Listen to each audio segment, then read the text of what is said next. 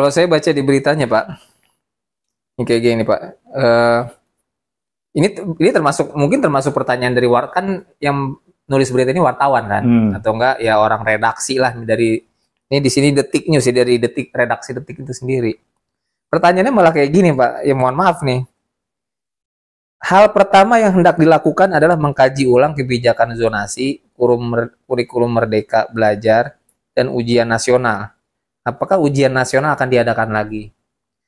Maksud saya begini Pak, apakah ujian nasional akan ada lagi itu enggak? Kan zaman Pak Nadiem kan nggak ada tuh diadakan. Dan efeknya apa nggak tahu.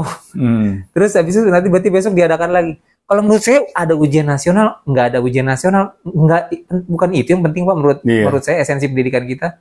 Mau ada ujian nasional kek, mau nggak ada ujian nasional kek, anak-anaknya ini terdidik dengan baik apa nggak gitu, siap menempuh masa depannya. Bang, kalau menurut saya sih itu ya menurut saya.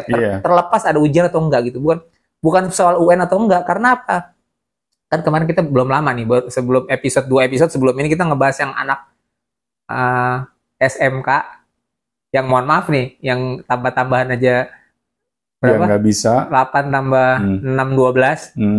Jadi bahkan matematika sederhana pun nggak bisa gitu. Maksudnya, ya itu apa kepikiran maksudnya, ini ada ujian nasional apa enggak? Ini udah nggak penting lagi, mau ada ujian nasional enggak, pokoknya 8 tambah 6, 12 gitu misalnya kan.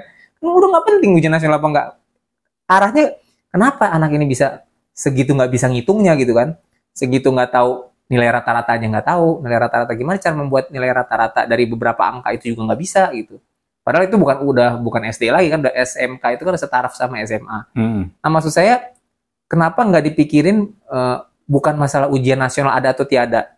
Tapi misalnya gini, kira-kira soft skill ataupun hard skill apa yang ingin dimiliki anak umur sekian sampai sekian gitu. Kenapa bukan yang itu yang diprioritaskan gitu?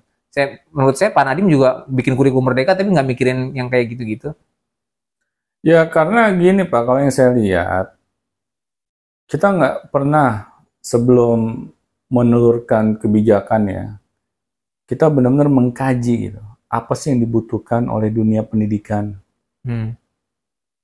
Kalau itu saja kita tidak pernah mau melakukannya, akhirnya yang kejadiannya seperti ini Pak, selalu berubah setiap 5 tahun. Kita hanya di lingkaran luar saja gitu Pak. Kita nggak mencoba masuk ke dalam, apa sih yang dibutuhkan oleh anak-anak didik kita. Jadi jangan kita sotoy juga Pak, kita merasa tahu segalanya. Kita bikin kebijakan tanpa kita mengkaji ke dalam. Meriset dulu. Kita harus meriset dulu apa sih yang dibutuhkan oleh anak-anak didik kita. Ini kan nggak pernah dilakukan Pak, PR seperti ini. Kita hanya membuat kebijakan, hanya melihat kejadian per kejadian. Kita nggak ingin melihat jauh ke dalam.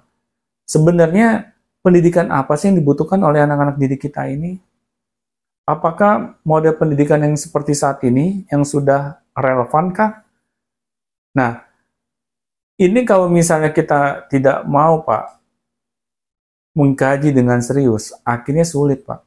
Kita jadi tahu arah pendidikan kita tuh mau dibawa kemana.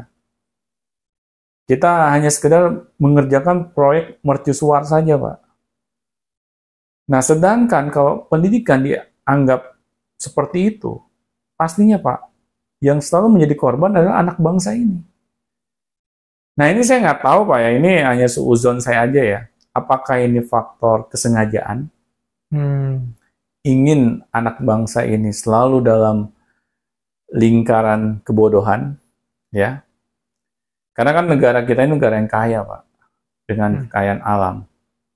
Semakin bodoh rakyatnya, semakin banyak ya orang-orang yang bisa ngembat gitu, kekayaan alam yang kita miliki. Tanpa mereka bisa melindungi dan mempertanyakan. Nah itu, kan? Kalau hal itu yang akhirnya terbukti gitu, suzon saya ini ternyata itu kenyataan, maka masyarakat Pak yang harus bisa mengambil alih. Kita nggak bisa menyerahkan lagi ya dunia pendidikan ini kepada pemerintah. Karena kita nggak punya wewenang, Pak, untuk merubah kebijakan pendidikan yang pemerintah buat. Kita hanya bisa memberikan kritikan, masukan-masukan sambil nggak didengerin. Akhirnya masyarakat lah yang harus turun tangan langsung, Pak. Kita jangan sampai salah memberikan pendidikan kepada anak-anak kita. Karena kalau sampai salah, Pak, yang kita korbankan tuh masa depan anak-anak kita sendiri, Pak. Nah, makanya kenapa kayak saya bikin sekolah yang model kayak begini, Pak. Karena saya ingin punya peran, Pak, dalam dunia pendidikan Indonesia. Daripada saya hanya bisa makan hati, ya, nggak bisa merubah keadaan, ya sudah. Apa yang saya bisa lakukan, ya saya lakukan. Nah, saya yakin juga para orang tua di luar sana juga bisa melakukan hal yang sama, Pak. Kita tanya ke diri kita sendiri, apakah kualitas pendidikan di negeri kita ini dalam keadaan baik-baik saja, atau dalam keadaan yang tidak baik-baik saja? Kalau memang kenyataannya dalam keadaan yang tidak baik-baik saja, maka kita harus mau melakukan suatu perubahan, Pak. Misalnya dulu di zaman kita sekolah gitu ya, kita benci banget datang ke sekolah. Kita lebih senang dengar bel pulang dibandingkan bel masuk misalnya.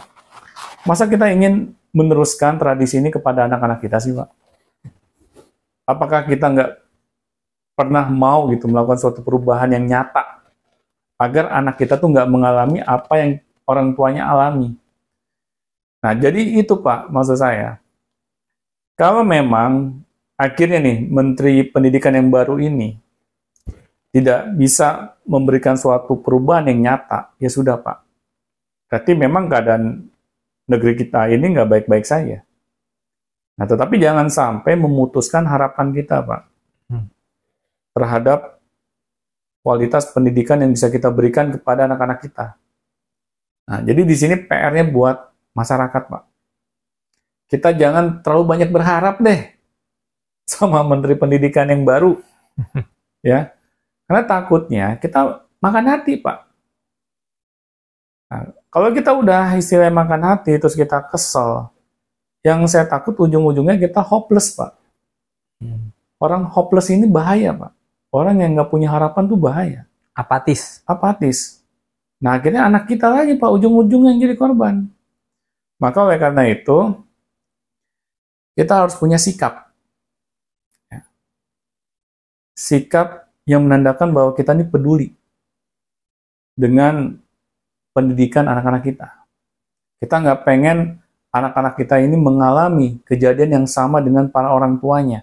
Kalau orang tuanya dulu nggak mendapatkan pendidikan yang terbaik, ya sudah. Kita berikanlah anak-anak kita ini pendidikan yang terbaik. Nah, kita kan sudah ngebahas tuh, Pak, ya. Ya, namanya pendidikan yang terbaik tuh pendidikan yang seperti apa sih? Nah, nanti teman-teman semua bisa lihat deh podcast-podcast kita sebelumnya. Nah, kita nggak usah bahas lagi, Pak. Soalnya kalau kita bahas lagi panjang nih, waktunya udah mau habis nih. Tinggal cari link-link sebelumnya. Ya, cari video-video kita yang lain yang membahas tentang pendidikan yang seharusnya untuk anak itu seperti apa sih? Karena ini penting. Kita sebagai orang tua itu harus mau mencerdaskan diri kita sendiri, Pak. Agar apa? Agar kita tidak memberikan hal yang salah kepada anak-anak kita. Karena pendidikan itu adalah masa depan, Pak, bagi anak-anak kita. Ya, mungkin itu saja, Pak, dari saya. Kalau gitu anggaplah ya udahlah siapapun yang menjadi menterinya, toh kita juga nggak bisa mengubah keadaan. Ya itu, Pak. Orang dulu juga orang yang bukan ahli di bidangnya juga bisa jadi menteri pendidikan. Iya. Apalagi sekarang, mudah-mudahan sekarang lebih baik gitu. Ya. Orang lebih doa paham, kita ya doa kita terbaik. Optimisnya lebih baik, lebih bisa, lebih amanah, lebih punya kapabilitas dalam hal di bidang pendidikan ini. Nah, tapi kalau kayak gitu berarti dimulai dari orang tua dulu berarti, Pak, ya? Maksudnya, jadi orang tua misalnya gini, ya udah nih kan ujung-ujungnya kan kita pengen menyekolahkan anak, ya kata. Tapi bisa juga ada juga sih orang-orang yang seperti dulu ada namanya Pak Faisal Basri almarhum, itu kan udah meninggal tuh kemarin. Rektor dulu, beliau pernah jadi rektor Perbanas. Nah, dia kalau kata adik saya yang kuliah Perbanas, tuh anaknya nggak disekolahin tuh bang ini. Ah serius? Iya dia punya anaknya berapa ya? 3 apa? Tuh semuanya nggak ada yang sekolah, jadi dididik sama dia langsung homeschooling. Mantap. Saya baru tahu tuh Pak. Iya, alasannya kenapa begitu lah? Iya, daripada anak saya titipin ke orang yang lebih bodoh daripada saya misalnya gitu ya udah saya aja ya kan tapi kan nggak semua orang tua bisa kayak beliau ya beliau kan dokter gitu ya. Oh, nggak itu sih Pak alasannya. Maksud saya kita jangan beranggapan karena pendidikan kita rasa kurang ya, gelar kita belum doktor terus kita nggak punya rasa percaya diri Pak, itu salah juga. Karena sekarang udah banyak akses Pak ya untuk kita bisa mencari ilmu pengetahuan apalagi dengan adanya teknologi. Nah orang tua itu yang paling ditunggu-tunggu oleh anaknya itu sebagai pendamping saja Pak. Kita istilahnya menjadi teman belajar bagi anak-anak kita. Jadi jangan kita mentang-mentang kita pengen menghomeschooling-kan anak kita terus kita harus punya gelar doktor dulu Pak. Kapan kita punya gelar doktornya? Nah sekarang ada sih Pak yang bisa mendapatkan gelar dokter dengan cepat. Ada juga sih. Ya itu nggak usah kita bahas lah. Nah, tapi itu Pak, jangan sampai orang tua tuh mematahkan ya, keinginan dia untuk mendidik anak-anak secara langsung. Kalau kita ini belum punya gelar, nah tetapi kita sebagai orang tua itu bisa menjadi teman belajar Pak bagi anak-anaknya. Teman belajar Pak ya, bukan teman yang menggurui. Ini juga jangan sampai salah kaprah, karena kadang kita sebagai orang tua niatnya pengen jadi teman belajar, yang ada anak digurui terus Pak, dimarah-marahin terus, diceramahin, akhirnya anak jadi males Pak belajar bersama orang tuanya, mendingan di sekolah aja deh, di sekolah gurunya asik-asik. Nah jadi yang salah siapa Pak? Ya orang tuanya, bukan masalah kita nggak punya gelarnya. Nah itu jadi pembelajaran Pak bagi kita semua. Oke, Sobat Beyond Education, apa yang kita perbincangkan saat ini adalah sesuatu yang kita tuh care dengan dunia pendidikan di negeri kita. Nah, jadi harapan kami di sini, teman-teman harus mau berkontribusi terhadap dunia pendidikan. Kita jangan sampai nunggu pemerintah dulu gitu untuk menolong kita. Nah, kita sebenarnya diberikan suatu kemudahan di zaman ini, yaitu kita bisa mengakses ilmu pengetahuan itu dengan waktu yang tidak terbatas gitu, dengan bantuan teknologi. Nah, jadi teman-teman tidak perlu berkecil hati, siapapun menteri pendidikannya, insya Allah kita bisa melakukan yang terbaik untuk anak-anak kita di masa depan mereka. Mungkin itu saja yang bisa kita sampaikan. Assalamualaikum warahmatullahi wabarakatuh.